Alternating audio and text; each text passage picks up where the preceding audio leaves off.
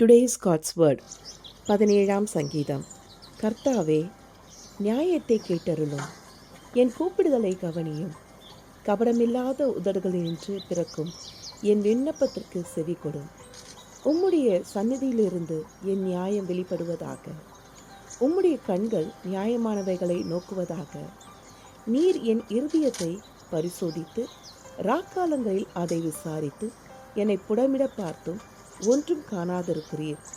என் வாய் மீறாதபடிக்கு தீர்மானம் பண்ணினேன். மனுஷரின் செய்கைகளை குறித்து நான் உம்முடைய உதடுகளின் வாக்கினாலே துஷ்டனுடைய பாதைகளுக்கு விலக்கமாய் என்னை காத்து கொள்ளுகிறேன். என் காலடிகள் வழுவாதபடிக்கு என் நடைகளை உமது வழிகளில் ஸ்திரப்படுத்தும். தேவனே, நான் உம்மை நோக்கி கெஞ்சுகிறேன், எனக்கு செவி கொடுக்கிறீர். என்னிடத்தில் உம்முடைய செவியை சாய்த்து என் வார்த்தையை கேட்டருளும். உம்மை நம்புகிறவர்களை அவர்களுக்கு விரோதமாய் எழும்புகிறவர்கள் என்று உமது வலது கரத்தினால் தப்புவித்து ரட்சிக்கிறவரே, உம்முடைய அதிசயமான கிருபையை விளங்க பண்ணும். கண்மணியைப் போல என்னை காத்தருளும். என்னை ஒடுக்குகிற துன்மார்க்கிற்கும் என்னை சூழ்ந்து கொள்கிற என் பிராண பகைஞருக்கும் மறைவாக உம்முடைய சேட்டைகளின் நிலையிலே என்னை காப்பாற்றும்.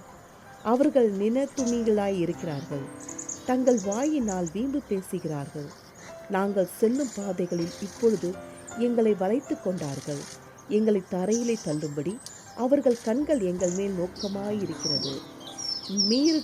பீறுகிறதற்கு ஆவலுடன் சிங்கத்துக்கும் மறைவிடங்களில் பதவி இருக்கிற பாலசிங்கத்துக்கும் ஒப்பாயிருக்கிறார்கள். கர்த்தாவே, நீர் எழுந்திருந்து அவனுக்கு எதிரித்து அவனை மடங்கடியும்.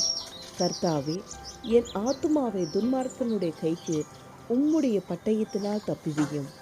மனுஷனுடைய கைக்கும் இம்மையில் தங்கள் பங்கை பெற்றிருக்கிற உலக மக்களின் கைக்கும் உம்முடைய கரத்தினால் என்னை தப்புவியும். அவர்கள் வயிற்றை உமது திரவியத்தினால் நிரப்புகிறீர். அவர்கள் புத்திர பாக்கியத்தினால் திருப்தி அடைந்து தங்களுக்கு நீதியான பொருட்களை தங்கள் குழந்தைகளுக்கு வைக்கிறார்கள். நானும் நீதியில் உம்முடைய முகத்தை தரிசிப்பேன். நான் விழிக்கும் போது உமது சாயலால் திருப்தி ஆவேன். ஆமென். God bless you. Have a wonderful day.